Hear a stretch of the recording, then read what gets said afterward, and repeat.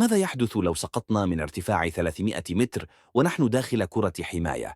يقولون إنك إذا سقطت من ارتفاع ستكون آمناً إذا كنت داخل كرة قابلة للنفخ. قرر صائدو الأساطير إجراء الاختبار.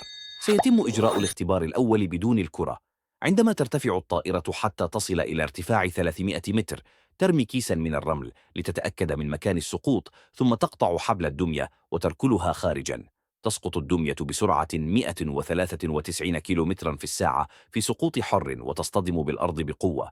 تنكسر جميع الملصقات. هذا يعني أنه لو كان إنسانا لما نجا. فهل كانت الدمية لتنجو لو كانت داخل كرة الحماية؟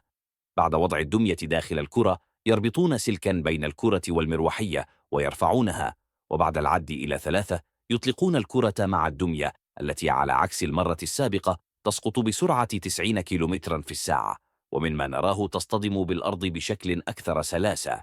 عند تحليل الدمية أدركوا أنه على الرغم من أن السقوط كان أكثر سلاسة وأقل كارثة، إلا أنه حتى لو نجا شخص ما فسوف يظل متضررا إلى حد كبير.